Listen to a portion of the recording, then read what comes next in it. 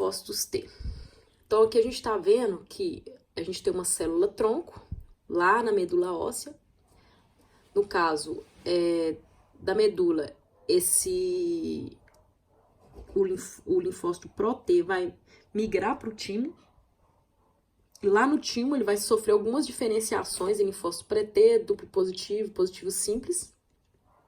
E aí depois ele vai sair desse timo e vai para os órgãos periféricos como uma célula T madura, mas inativa. Então, o que acontece? Primeiro, a gente tem um timócito Pro-T ou duplo negativo, que é esse aqui, que ele não tem absolutamente nada na superfície dele e ele foi lá para o timo, beleza? Aí, ele sofre algumas modificações de recombinação genética, que a gente vai ver da RAG1 e da RAG2. E aí, ele vai começar a apresentar o início do TCR dele, que seria só o TCR com a cadeira beta, mais uma cadeia alfa temporária, o CD3 e o zeta na superfície. E aí ele se torna um linfócito pré-T, beleza? O pré-T vai sofrer também ações da RAG1 e da RAG2 na recombinação gênica. E aí, a partir disso, ele vai agora ter a cadeia alfa completamente pronta. Então, ele vai ser agora um TCR alfa-beta, ou seja, ele tem agora a cadeia alfa e a cadeia beta, mais o C3, a proteína zeta, e além disso, ele vai ter o CD4 positivo e o CD8 positivo. Então, ele vira uma célula duplo positiva. Isso aqui tudo, até aqui, tá acontecendo no córtex ainda, tá? E aí, quando ele é esse duplo T, ele vai sofrer pelas células epiteliais lá do córtex do timo, algumas seleções. Então, no caso, essas células vão apresentar peptídeos próprios ligados ao MHC delas a essas células duplo positivas, para verificar. Se essa célula tiver uma ligação fraca, o MHC1, que está sendo apresentado, né, com antígeno próprio, ela vai se transformar numa célula CD4-, CD8+. Então, ele vai ser um linfócito T CD8.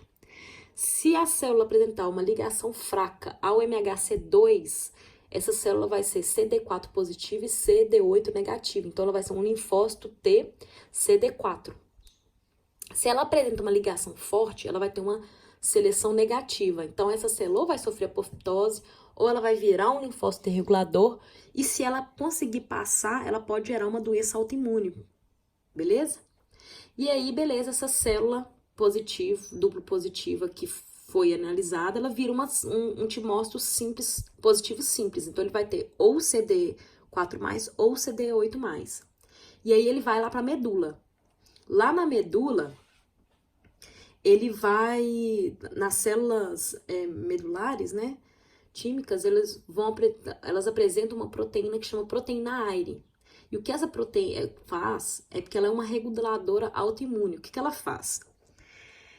Ela tem um mecanismo que ela começa a apresentar antígenos de tecidos periféricos, porque até agora a maioria dos antígenos que foram apresentados foram antígenos lá do timo. Então ela consegue demonstrar para esse linfócito T que, tipo assim, alguns peptídeos de antígenos próprios do organismo da pessoa e verifica se de fato ele não está reconhecendo, porque ele poderia sair do timo e chegar lá no linfonodo e ter um antígeno próprio que é específico do linfonodo, e aí ele poderia desencadear uma reação autoimune. Então, na verdade, lá no timo, por causa dessa proteína, eu consigo testar ainda se aquele linfócito consegue reconhecer de forma fraca alguns antígenos que estão fora do timo, né? No caso, nos órgãos linfóides periféricos.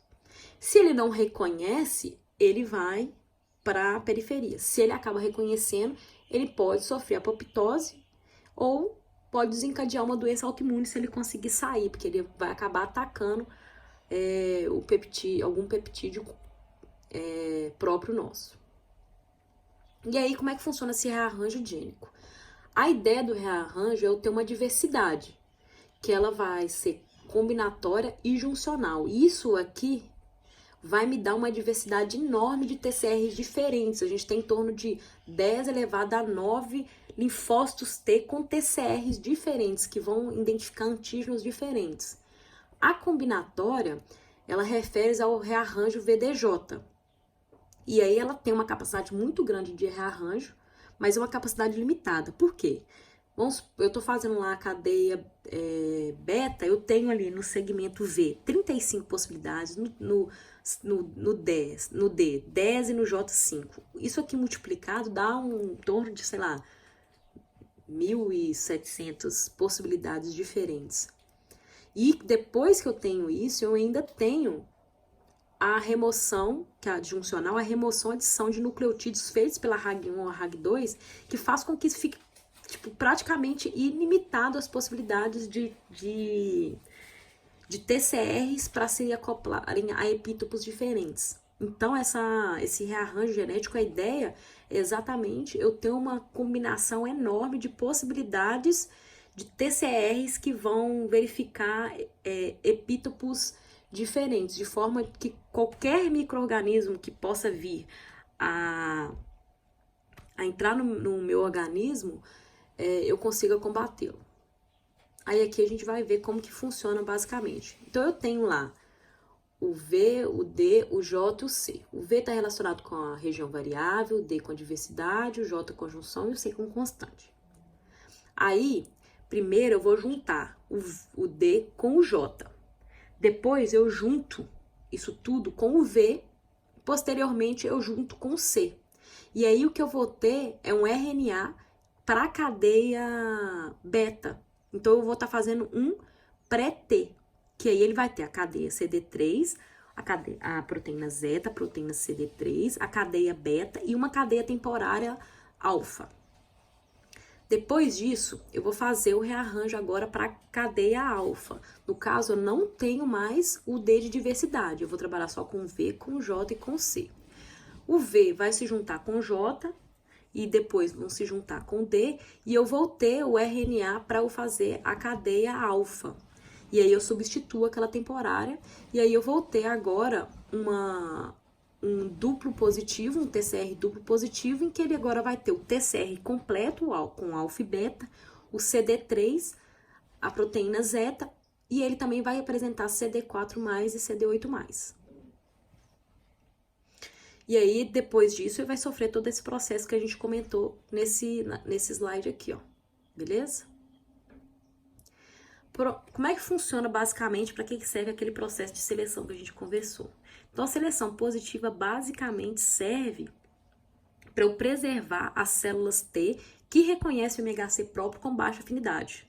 Então, ela não tem uma grande afinidade para ela desencadear uma resposta imune para um antígeno próprio, tá? A seleção negativa já é o contrário, é um processo em que eu vou eliminar os TCRs que se ligam fortemente a antígenos próprios que estão associados ao MHC.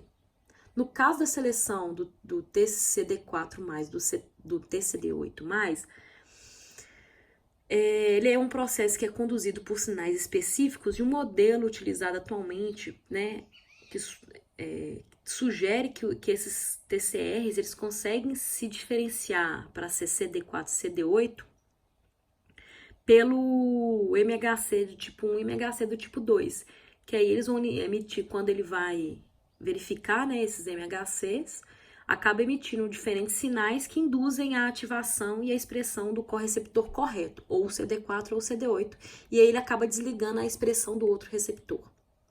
Aqui a gente tá vendo, então, eu tenho uma célula tronco, e aí eu tenho uma célula Pro-T duplo negativa que vai lá pro timo. Lá no timo, essa célula Pro-T vai sofrer a ação da RAG1 e da RAG2 de uma recombinação genética, e eu vou ter o TCR com apenas a cadeia beta sendo expressada. A alfa fica só temporária. Depois disso, eu já tenho uma célula T imatura duplo positiva, que eu tenho o TCR pronto e tenho as proteínas CD3 e a proteína zeta. E aí eu vou só fazer as seleções. Então, se eu tenho um fraco reconhecimento do MHC2 mais o peptídeo, eu vou ter uma célula CD4 madura e aí eu vou ter uma seleção positiva, ela vai poder ir para a medula. Se eu tenho um fraco reconhecimento entre o MHC1, peptídeo e o TCR, eu vou ter uma célula CD8 mais madura e ela também vai uma seleção positiva e vai para a medula. Se acontece um forte reconhecimento do MHC1 ou do MHC2 em relação ao peptídeo, essa seleção ela se torna negativa porque na verdade eu tenho que promover a apoptose desse linfócito T. E aí, feito tudo isso, foi para a medula. Aí lá na medula ele foi analisado novamente por causa da proteína AIRE. E aí deu tudo certo. O que vai acontecer é que agora o linfócito T maduro, só que inativo, porque ele ainda não teve apresentação de antígeno para ele, ele sai do timo e vai pela corrente sanguínea para os órgãos linfóides por meio de algumas quimiotaxias que atraem essas células, que a gente já viu isso na última monitoria.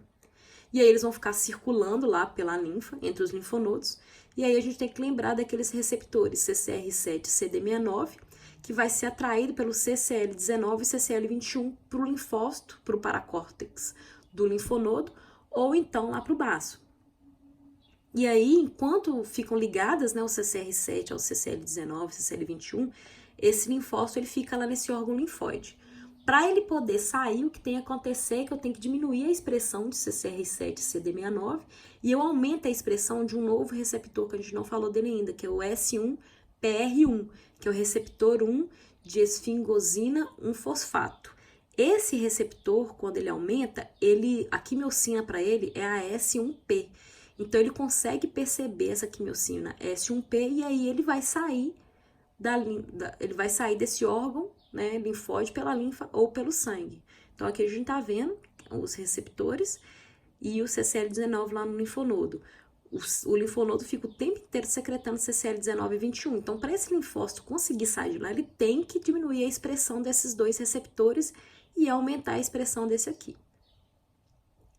A ativação dos linfócitos T agora.